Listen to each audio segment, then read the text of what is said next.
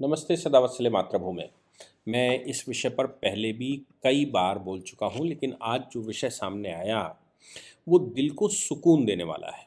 और दिल को सुकून इसलिए देता है क्योंकि भारत में क्रिश्चियन मिशनरियों का जो तांडव है और जो दुनिया भर के फ्रॉड भारत में कर रहे हैं, वो फ्रॉड अब सुप्रीम कोर्ट ने रिकॉग्नाइज तो नहीं किए, लेकिन सुप्रीम कोर्ट ने उन फ्रॉडों पर जो मुकदमे इनके ऊपर हुए थे या जो इन्वेस्टिगेशन चल रही है, जो तमाम तरह के केसेस थे, उसमें कैथोलिक चर्च के मोस्टली पूरे देश के जो धर्मगुरु हैं, जो ईसाई धर्मगुरु हैं, वो सब सुप्रीम कोर्ट आ गए थे। मैं सब लगभग सभी आ गए थे क्योंकि जब पिटीशन केरला हाई कोर्ट के जजमेंट के खिलाफ सुप्रीम कोर्ट में अपील में आई थी, यानी कि एसएलपी फाइल की गई थी, तो उस समय केवल एक केस था। लेकिन उसके बाद चूंकि केरला हाई कोर्ट के जजमेंट का प्रभाव पूरे देश पर पड़ रहा था, केरला हाई कोर्ट ने जो जजमेंट दिया था उसका सर्कुलर राज्य सरकार को जारी किया था और केंद्र की मिनिस्ट्री ऑफ होम अफेयर्स को भी जारी किया था, यानी कि गृह मंत्रालय को भी दिया था। गृह मंत्रालय को केरला हाई कोर्ट के द्वारा देना का मतलब उन्होंने जो बात कही वो गृह मंत्रालय पूरे देश में लागू कर सकता है।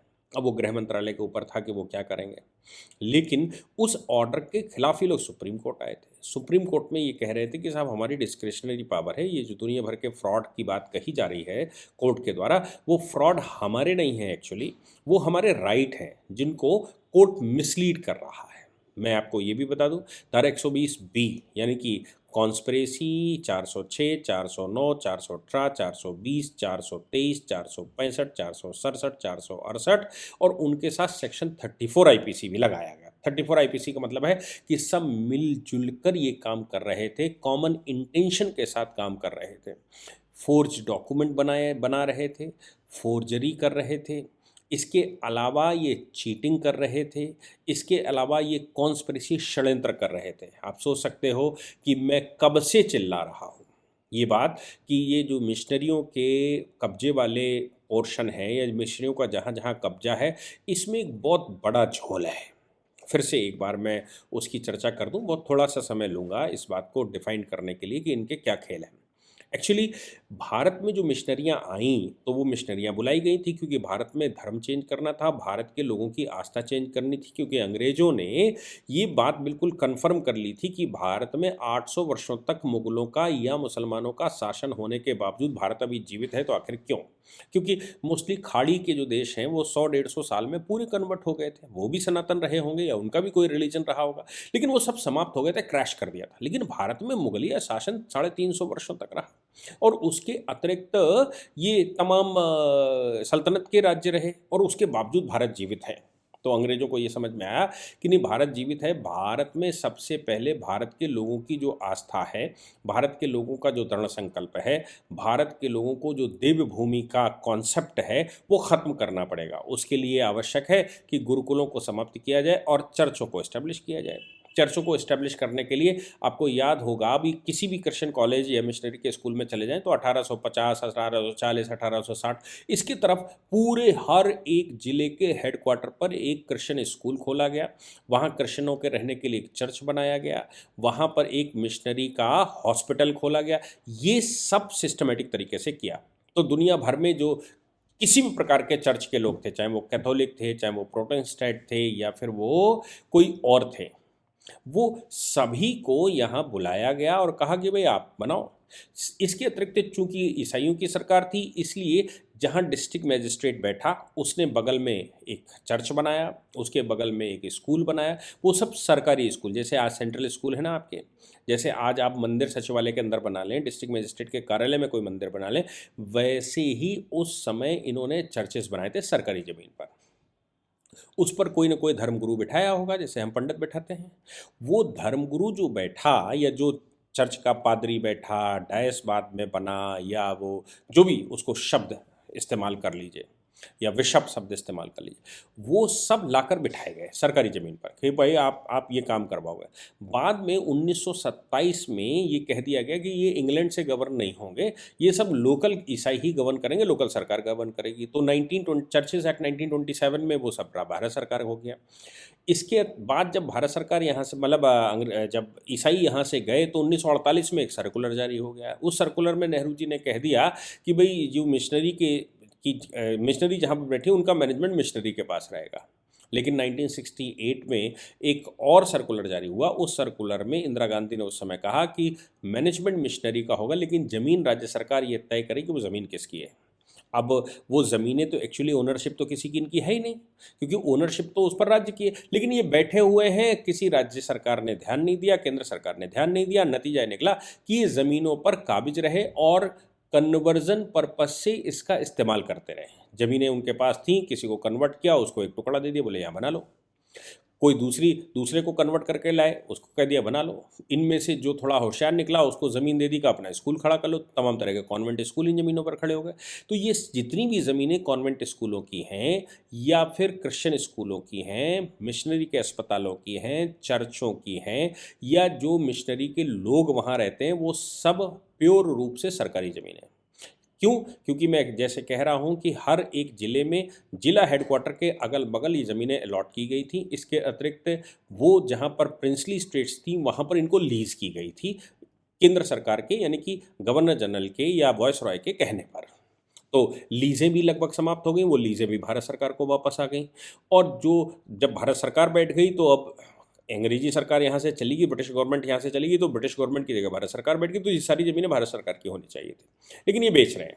तो कन्वर्ट कर लेते हैं, इसके अतिरिक्त ये लोग बेचते हैं। उस पर डायस बना रखे हैं, तमाम तरह के फर्जी ऑर्गेनाइजेशनें बना रखी हैं, तमाम तरह की कंपनियां रजिस्टर कर रखी हैं, तमाम तरह की सोसाइटी रजिस्टर कर ली। एक सोसाइटी कंपनी का कॉन्सेप्ट समझिए। किसी ज़मीन के एड्रेस पर कोई सोसाइटी रजिस्टर हो गई, इसका मतलब ये बिल्कुल नहीं है कि वो ज़मीन सोसाइटी की हो गई। सोसाइटी को ज़मीन ट्रांसफ़र करनी पड़ेगी। तो लीगल इंटाइटी तो वो बन गई, लेकिन लीगल इंटाइटी तो किराए के मकान में भी बन सकती है। लीगल इंटाइटी तो वो किसी भी ज़मीन पर अपने घर में बन सकती है। तो अपने घर में कोई कंपनी हमने रजिस्टर करी, इसका मतलब ये बिल्कुल नहीं है कि वो घर कंपनी का हो गया। तो बिल्कुल वैसे ही यहाँ पर भी कि कोई मिशनरी अगर बैठी हुई है और उसने सोसाइटी रजिस्टर कर ली, उसने कोई नॉन प्रॉफिट कंपनी रजिस्टर कर ली, या कोई कोई कोई उसने ट्रस्ट बना ली, तो ये बिल्कुल मतलब उसका नहीं है कि वो ज़मीन ट्रस्ट की हो गई या वो सोसाइटी की हो गई। इन लोगों ने यही किया क्योंकि कागज़ किसी के पास नहीं थे, तो इन्होंने उसके फोर्ज डॉक्यूमेंट तैयार किए। इसीलिए सेक्शन 467 468 का मुकदमा यहाँ पर लगा है। और फोर्ज डॉक्यूमेंट तैयार करके जब कोई इनको भारी व्यक्ति मिल गया तो उन्होंने बेच लिया या पैसे सीधे कर लिए। तो मिशनरी ने खूब सारी ज़मीनें बेची। केरला में एक मामला आ गया कि वहाँ पर रहने वाले ईसाइयों ने एक एफआईआर कर दी और कहा कि भाई जो डायस है या जो बिशप है, इसको बेचने का अधिकार नहीं है। जब उसको बेचने का अधिकार नहीं है तो एफआईआर हो गई। एफआईआर क्वैश करवाने के लिए वो बिशप हाईकोर्ट पहुँचे। हाई कोर्ट ने जब मामला पूरा देखा और तमाम तरह की रिसर्चें उनके सामने आई, तो उन्होंने कहा भैया ये जो धर्मगुरु बैठे, ईसाई धर्मगुरु बैठे हैं या कोई भी धर्मगुरु, उन्होंने तो एक जनरल ऑर्डर किया। उन्होंने कहा कोई भी धर्मगुरु बैठा हुआ है, चाहे वो पंडित बैठा हुआ है, वो पादरी बैठा हुआ है, वो मौलाना बैठा हुआ है, या कोई भी बैठा हुआ है, वो ज़मीनों के इनक्रोचर हैं। वो ज़मीनें कब्जा कर रहे हैं, सरकारी ज़मीनों पर बैठे हुए हैं, सरकारी ज़मीनें बेच रहे हैं और डॉक्यूमेंट गलत बना रहे हैं।